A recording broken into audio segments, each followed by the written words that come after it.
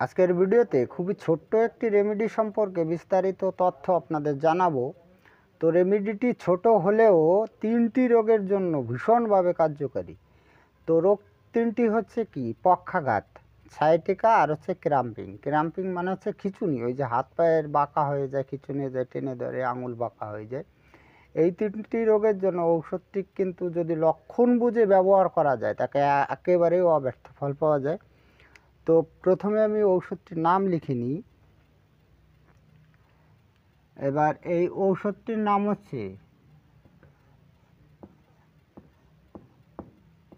লোলিয়াম, ঠিক আছে, টেমিউ লেন্টাম। উচ্চারণটা কী হবে বাংলাটা লিখে দিই, লোলি আম, ঠিক আছে, লোলিয়ামই বলা হয়, সঙ্গে টেমুটাও বলতে পারে। এই লোলিয়াম বললেই এই লোলিয়াম টেমুলেন্টামই বোঝায়। এবার এই ঔষধটি সম্পর্কে যদি বিস্তারিত তথ্য জানতে হয় তাহলে আগে জেনে নিতে হবে যে এই ঔষধটি কী দিয়ে তৈরি। এই যে পাশে গম গাছের মতো যে গাছটি দেখতে পাচ্ছেন, এই গাছ থেকে আমাদের লোলিয়াম টেমুর মাদার টিংচার প্রস্তুত হয়। পক্ষাঘাত, সায়াটিকা, আক্ষেপ, মাথার রোগ, পাকস্থলীর পীড়া ইত্যাদি জটিল জটিল ব্যাধিতে ঔষধটি সুফলের সাথে ব্যবহৃত হয়। মেডিসিনটিতে যে সুনির্দিষ্ট প্রধানতম লক্ষণগুলো রয়েছে, যদি তার ঔষধ চিত্র আমরা মনে মনে অঙ্কন করে নিই তাহলে সঠিক ঔষধ নির্বাচন করতে খুব সুবিধা হয়। আজকের ভিডিওতে রেমেডিটির ড্রাগ পিকচার অঙ্কন করার জন্য এমন কিছু গুরুত্বপূর্ণ তথ্য আপনাদের সামনে ব্যাখ্যা করে শোনাবো যাতে সঠিক ঔষধ নির্বাচন করার জন্য সুবিধা হয়। ভিডিওটি ভালো লাগলে লাইক, কমেন্ট, শেয়ার করবেন এবং আপনি যদি এই চ্যানেলে নতুন এসে থাকেন তাহলে চ্যানেলটিকে সাবস্ক্রাইব করে রাখবেন পরবর্তীতে নতুন ভিডিওর নোটিফিকেশন সবার আগে পাওয়ার জন্য। এবার আমাদের এই লোলিয়াম টেমু তো ছোট্ট একটি রেমেডি, আমি পূর্বেই বলেছি। এই রেমেডিতে মাত্র 5টি প্রধানতম লক্ষণ রয়েছে। তো ঔষধ যদি সঠিকভাবে নির্বাচন করতে হয় তাহলে এই প্রধানতম লক্ষণের গুরুত্ব অপরিসীম। তাই আপনাদের কাছে আমি রিকোয়েস্ট করব, আপনারা ভিডিওটি না টেনে যদি এই 5টি প্রধানতম লক্ষণ একটু মনোযোগ দিয়ে শোনেন তাহলে সঠিক ঔষধ নির্বাচন করতে খুব সুবিধা হয়। তো আমি 1, 2, 3 করে বলে দিই প্রধানতম লক্ষণগুলো। আমি প্রথমেই জানবো নাম্বার ওয়ানে জানবো মন, অর্থাৎ এই লোলিয়াম টেমুর রুগীদের মনের অবস্থা কেমন থাকে। এই মনের অবস্থা থাকে অবসাদ, বিভ্রান্তি ও উদ্বেগ, মানে এই 3টি অবস্থা লোলিয়াম টেমুদের রুগীদের মনের মধ্যে থাকে। এবার নাম্বার 2তে জানবো মাথা সম্পর্কে। প্রধানতম লক্ষণ নাম্বার 2তে মাথা সম্পর্কে। তো এই মাথার ক্ষেত্রে কেমন দেখা যায়, মাথা ঘোরা থাকে, রুগীদের মাথা ঘোরা থাকে এবং মাথা ভারবোধও হয়। এবং মাথা ঘোরা এতই প্রবলভাবে মাথা ঘোরা হয় যে রুগী চোখ বন্ধ করে থাকতে বাধ্য হয়, মানে প্রচণ্ডভাবে মাথা ঘোরে এই লোলিয়াম টেমু ঔষধের রুগীদের।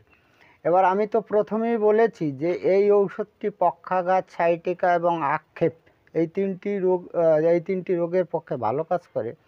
সুতরাং এই 3টি রোগের কিন্তু লক্ষণ অবশ্যই দেবে অন্য যে কোনো লক্ষণের সঙ্গে।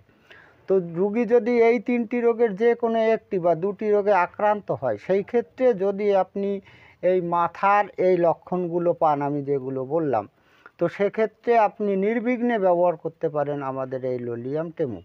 আর একটি কথা হচ্ছে যে আমরা অনেক রুগীর ক্ষেত্রে দেখি, পক্ষাঘাতগ্রস্ত রুগীদের ক্ষেত্রে দেখি, সেটা হচ্ছে যে পক্ষাঘাতগ্রস্ত রুগীদের এই কানের মধ্যে বিভিন্ন ধরনের শব্দ শুনতে পায়। তো আমাদের এই লোলিয়াম টেমু রুগীরাও কিন্তু কানের মধ্যে বিভিন্ন ধরনের শব্দ শুনতে পায়। সেটা পক্ষাঘাতেও হতে পারে বা যারা ওই ক্রাম্পিংয়ের রুগী, মানে আক্ষেপের রুগী বা সায়াটিকা রুগী, তাদের ক্ষেত্রে ওই কানের মধ্যে বিভিন্ন ধরনের শব্দ শোনার অভিযোগ পাওয়া যায়। তো সেক্ষেত্রে যদি আপনি লোলিয়াম টেমু ঔষধটি ব্যবহার করেন তাহলে কিন্তু একেবারে উৎকৃষ্ট ফল পাবেন। এবার আমি নাম্বার 3তে বলবো। নাম্বার 3তে হচ্ছে পাকস্থলী। এই পাকস্থলীর ক্ষেত্রে আমরা কোন ধরনের লক্ষণ পেতে পারি। তো এই পাকস্থলীর ক্ষেত্রে আমরা দেখব যে বমি বমি ভাব থাকে বা বমিও হয়। আর পাকস্থলীর উপরিভাগে রুগীদের বেদনা হয়, ভালো বেদনা হয়। আর ওই বেদনার সঙ্গে সঙ্গে রুগীদের কিন্তু বাহ্য পায় এবং প্রচুর পরিমাণে বাহ্য হয়, মানে প্রচুর পরিমাণে পাতলা পায়খানা হয় রুগীদের। এই পাকস্থলীর ক্ষেত্রে আমরা এই লক্ষণটি অবশ্যই পাবো। এবার নাম্বার 4-এ জানি হাত পা। বিশেষ করে মনে রাখবেন এই লক্ষণটি ভীষণই গুরুত্বপূর্ণ। এবার এই হাত পার ক্ষেত্রে আমরা কোন ধরনের লক্ষণগুলো পেতে পারি? আমি তো আগেই বলেছি যে আমাদের এই লোলিয়াম টেমু যে ঔষধটি, সেটা ক্রাম্পিংয়ের জন্য ভালো কাজ করে, সাইটিকার জন্য ভালো কাজ করে এবং পক্ষাঘাতের জন্য ভালো কাজ করে। সুতরাং এই হাত পায়ের লক্ষণগুলো খুবই গুরুত্বপূর্ণ। এবার রুগীর যদি পক্ষাঘাত হয়, পক্ষাঘাত হাতে হতে পারে, পায়েও হতে পারে, সেক্ষেত্রে কিন্তু রুগীর এই হাত দুটির কম্পন হবে, এটা মনে রাখতে হবে। এই হাতের অবশ্যই কম্পন হবে। রুগীরা কলম দিয়ে কিছু লিখতে পারে না এবং কিছু ধরতেও পারে না। এছাড়াও অঙ্গ প্রত্যঙ্গের ক্ষমতা হ্রাস পায়, মানে অঙ্গ প্রত্যঙ্গের যে কাজ করার ক্ষমতা থাকে, মানে হাত পায়ের বিশেষ করে, সেইগুলো ক্ষমতা হ্রাস পায়, অঙ্গ প্রত্যঙ্গ ঠান্ডাও হয়ে যায়। তাহলে হাতের ক্ষেত্রে বোঝা গেল। এবার পায়ের ক্ষেত্রে কোন ধরনের লক্ষণগুলো পাওয়া যেতে পারে? পায়ের ক্ষেত্রে দেখা যায় যে চলন ভঙ্গির অভাব দেখা যায়, মানে ঠিকভাবে চলতে পারে না রুগী, ইচ্ছা মতো ইচ্ছা স্বাধীন চলতে পারে না, এক জায়গায় পা ফেলতে চায়, অন্য জায়গায় পা পড়ে যায়। এছাড়া বাহুতে এবং পায়ে, বাহু এবং পায়ে আপেক্ষিক নড়াচড়া হয়। আপেক্ষিক নড়াচড়া মানে কি? অজ্ঞাতসারে নড়ে আর কি। রুগীরা ইচ্ছা করে নাড়ায় না, অজ্ঞাতসারে পায়ে, হাত পায়ের বা বাহুতে এগুলো নড়ে। এছাড়াও আরও সুন্দর লক্ষণ পাওয়া যায় এই লোলিয়াম টেমু রুগীদের ক্ষেত্রে, সেটা হচ্ছে যে এই পায়ের উরুতে বা থাইয়ে, আমরা যেটাকে থাই বলি, এই জায়গাটায় বেদনা হয়। এবার এই জায়গাটায় বেদনা হয়, রুগী মনে করে যে তার পায়ের এই উরুতে দড়ি দিয়ে টাইট করে বাঁধা আছে। তো এই যে হাত পায়ের যে লক্ষণগুলো ভীষণভাবে গুরুত্বপূর্ণ।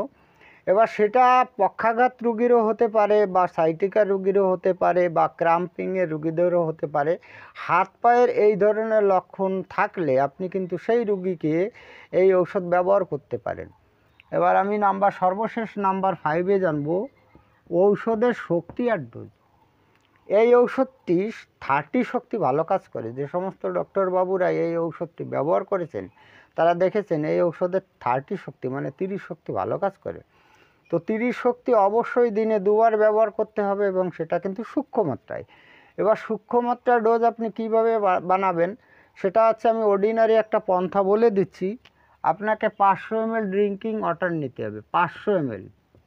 আমাদের যে পাউন্ডের বোতল পাওয়া যায় কাচের বড়, সেটা নিলেই চলবে। এবার এই 500 ml পাউন্ডের বোতলের মধ্যে একেবারে ফ্রেশ ড্রিঙ্কিং ওয়াটার নিতে হবে, মানে পান করা যায় এমন জল নিতে হবে। এবং এই জলের মধ্যে কয়েক ফোঁটা আরএস দিতে হবে। সেটা আপনি দিতে পারেন 10 ফোঁটা, 15 ফোঁটা বা 20 ফোঁটা। এবার আরএস দিয়ে এটাকে ঝেঁকে মিশিয়ে নিলেন। এবার এই লোলিয়াম টেমু এর এই যে ঔষধটি, এটা ভালো করে ঝেঁকে নেবেন 30 পাউডারের, 10টা ঝাঁকুনি দিয়ে নেবেন। ঝাঁকুনি দেওয়ার পরে এই 500 ml ড্রিঙ্কিং ওয়াটারের মধ্যে আপনাকে দিতে হবে 1 ড্রপ। 1 ড্রপ মানে হচ্ছে 1 ফোঁটা। এবার 1 ফোঁটা দিয়ে এটাকে ভালো করে আপনি ঝেঁকে মিশিয়ে নিলেন, আপনার ঔষধ কিন্তু রেডি হয়ে গেল। তো এখান থেকে আপনি যদি 2 চা চামচ করে যদি রুগীকে খাওয়ান, অথবা এই 500 ml বোতলের যে ঢাকনাটা বা চিপিটা থাকে তার যদি 2 ঢাকনাও খাওয়ান, তথাপিও কিন্তু সূক্ষ্ম মাত্রার মোটামুটি ডোজ হয়ে যাবে। তো আশা করি আমি বোঝাতে পারলাম যে সূক্ষ্ম মাত্রার ডোজটা আপনি কীভাবে বানিয়ে নেবেন। তো যাই হোক, আজকে এই পর্যন্তই। খুব তাড়াতাড়ি ফিরে আসবো নতুন গুরুত্বপূর্ণ বিষয়বস্তুর ভিডিও নিয়ে। দেখা হচ্ছে নেক্সট ভিডিওতে। ততক্ষণ আপনারা ভালো ও সুস্থ থাকুন। জয় হ্যানিম্যান, জয় হোমিওপ্যাথ।